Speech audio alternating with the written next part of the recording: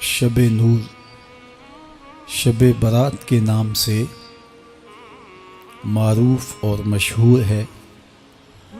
اس بابرکت شب کے دامن میں اتنی برکتیں اور اتنی رحمتیں ہیں کہ اللہ جل شانہ گناہ گاروں کو جہنم کی آگ سے آزاد فرما دیتا ہے۔ ام المومنین سیدہ طیبہ طاہرہ سیدہ عائشہ صدیقہ رضی اللہ تعالی عنہا فرماتی ہیں، ایک دن میں دیکھا کہ حضور میرے حجرہ میں نہیں ہیں، تو میں حضور کو تلاش کرنے نکلی۔ جنت البقیع میں آسمان کی طرف سر اٹھائے حضور اللہ سے التجائیں کر رہے تھے۔ مجھے دیکھا تو ارشاد فرمایا، عائشہ کیا تم نے یہ سمجھا کہ اللہ کا رسول تم سے زیادتی کرے گا؟ فرماتی ہیں میں نے عرض کی یا رسول اللہ صلی اللہ علیہ وسلم، میں یہ سمجھا شاید آپ کسی زوجائے محترمہ کے حجرہ میں تشریف لے گئے ہیں۔ فرمایا آج لیلۃ النصف من شعبان، شعبان کی 15ویں رات ہے، درمیانی شب ہے۔ اس رات کو اللہ تعالی جل شانہ آسمان دنیا پہ نزول اجلال فرماتا ہے اور قبیلہ بنو کلب کی بکریوں کے بالوں سے زیادہ لوگوں کو جہنم کی آگ سے آزاد کر دیتا ہے۔ قبیلہ بنو کلب عرب کا بہت بڑا قبیلہ تھا جو بھیڑ بکریاں پالتے تھے اور لاکھوں کی تعداد میں ان کی بکریوں اور بھیڑوں کے ریوڑ تھے۔ تو اس قبیلے کی بکریوں کے بالوں سے بھی زیادہ گناہ گاروں کو جہنم کی آگ سے آزاد کر دیا جاتا ہے۔ تو یہ وہ بابرکت شب رحمت ہے، شب نور ہے، جس کے دامن میں اتنی برکتیں ہیں کہ کوئی محروم نہیں رہتا۔ صرف وہ بد نصیب لوگ جو شرک میں مبتلا ہیں، جو سخت کینہ پرور ہیں، جو قطع رحمی کرتے ہیں، قاتل ہیں، عادی شرابی یا بدکار ہیں، انہیں اس مبارک رات میں محروم رکھا جاتا ہے، ورنہ اللہ کی رحمتوں کا عموم اس بابرکت راتوں میں اس قدر ہوتا ہے کہ کوئی گناہ گار جو اس کے حضور ہاتھ دعا کے لیے اٹھاتا ہے اور اپنا دامن پھیلا کے اس کی رحمتیں مانگتا ہے، اسے محروم نہیں رکھا جاتا، بلکہ اللہ سب گناہ گاروں کو جہنم کی آگ سے آزاد کر دیتا ہے۔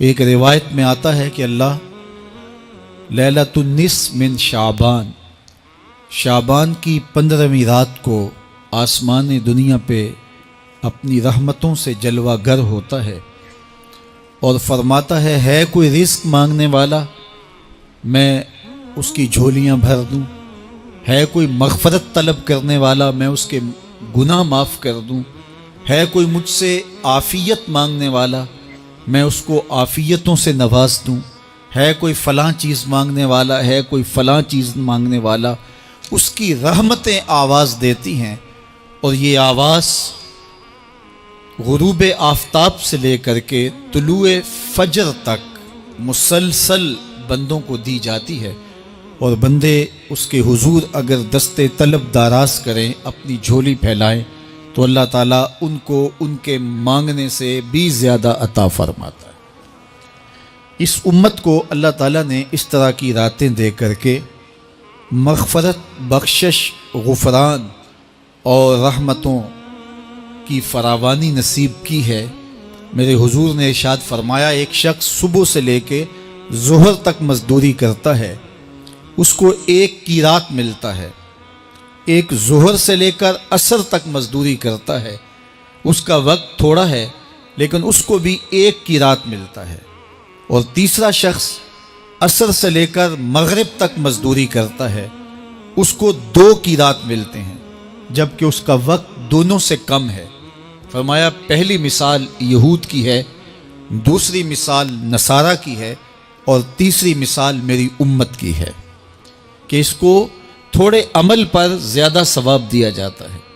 تو یہود اور نصارہ نے اس پہ برا منایا تو حضور علیہ السلام نے فرمایا کہ اللہ نے ان کے اجر میں تو کمی نہیں کی، لیکن مسلمانوں کو زیادہ اجر دے دیا، تو یہ اس کی کرم نوازی ہے۔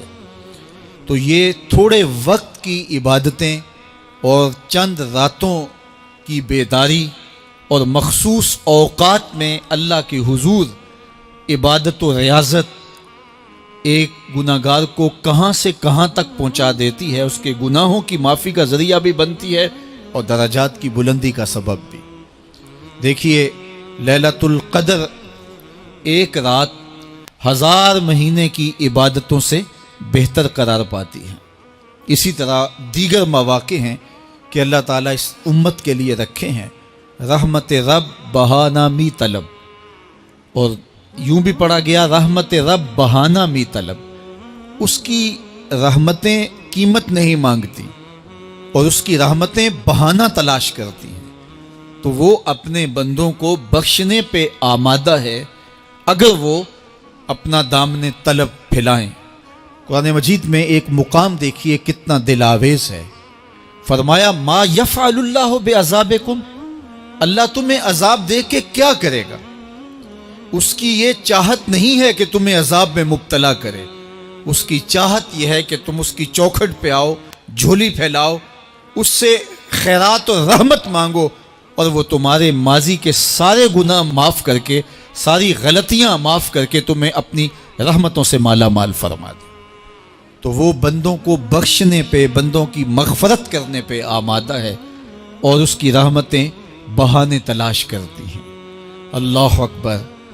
اور دوسری جانب اس کے بندے، اس کے مملوک، اس کی مخلوق، اور مخلوق کی گناہگار اور نیکوکار اس کی رحمتوں کے طالب ہوتے ہیں، بلکہ وہ گناہ کرنے کے بعد جب معافی مانگتے ہیں تو اللہ کو یہ معافی بہت پسند ہے۔ معافی مانگنا، اس کے حضور اپنے دامن کو پھیلانا، وہ اس کو بہت زیادہ محبوب ہے۔ انسان کی فطرت کے اندر گناہ رکھا گیا ہے۔ آگ، ہوا، مٹی، پانی، یہ ان 4 چیزوں کا مرکب ہے۔ اس کے جو عناصر ہیں اس میں کبھی اعتدال قائم نہیں رہتا اور اس سے گناہ سرزد ہو جاتے ہیں۔ گناہ کرنے کے بعد بندے کا اس گناہ پہ اصرار کرنا، اڑ جانا، ضد کرنا، توبہ نہ کرنا، اللہ کو یہ پسند نہیں۔ لیکن اگر اس سے گناہ سرزد ہو جائے تو پھر وہ توبہ کر لے تو اللہ کو یہ بہت زیادہ پسند ہے۔ جو اس سے ہو سکے نیکی وہ اللہ کے حضور پیش کرے، لیکن اس کے اندر جو شر رکھی گئی ہے، اس کے اندر جو قوتیں گناہ کی رکھی گئی ہیں، اس سے اگر اس سے گناہ سرزد ہو جائے تو پھر وہ اللہ سے توبہ کرے، اللہ کی طرف رجوع کرے، تو اللہ اس کی توبہ کو نہ صرف قبول کرتا ہے بلکہ اس کے گناہوں کو معاف کرتا ہے اور گناہوں کو بدل کے نیکیوں میں تبدیل کر دیتا ہے۔ جب گناہ نیکیوں میں تبدیل ہو گئے تو جتنا بڑا گناہ گار تھا اتنا بڑا نیکوکار ہو گیا۔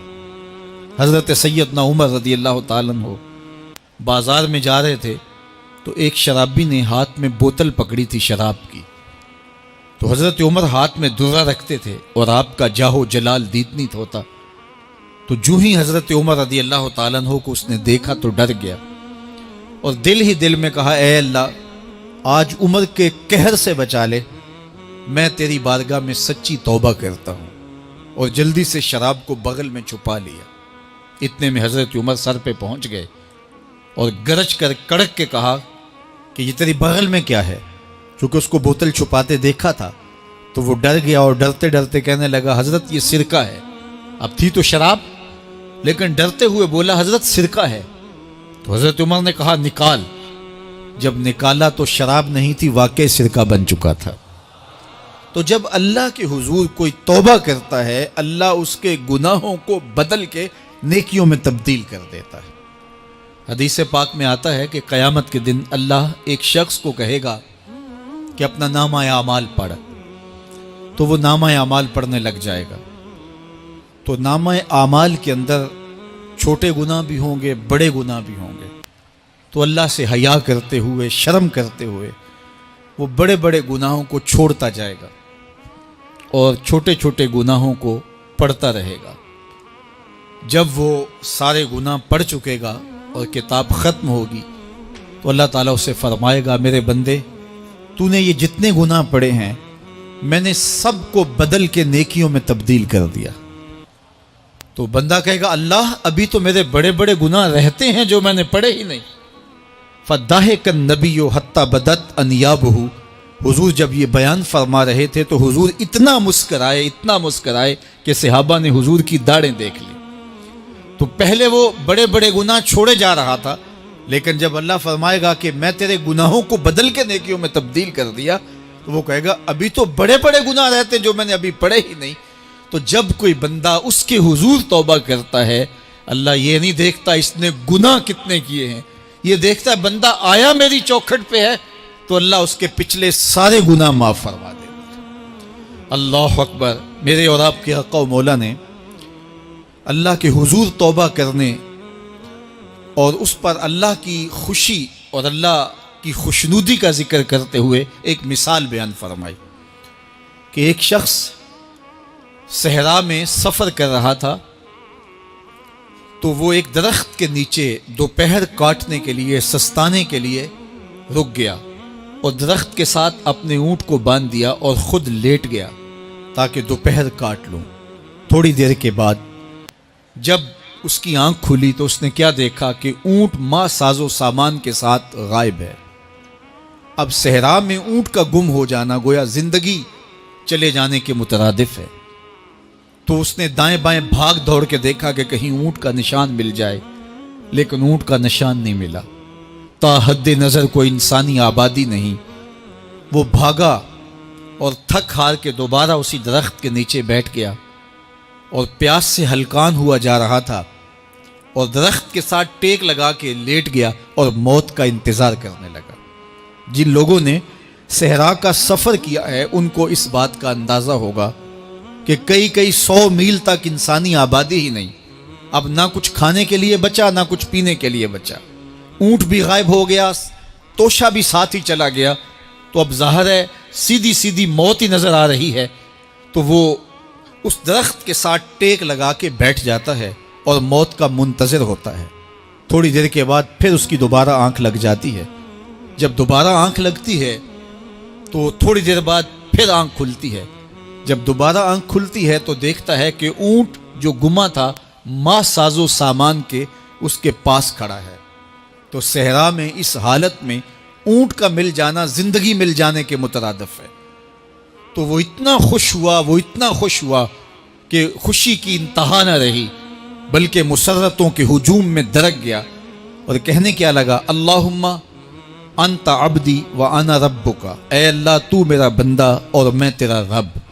کہنا تو یہ تھا کہ تو میرا رب اور میں تیرا بندہ، لیکن مسرتوں کا ہجوم ہی اتنا تھا، خوشیوں کا ہجوم ہی اتنا تھا کہ زبان پہ قابو نہ رہا۔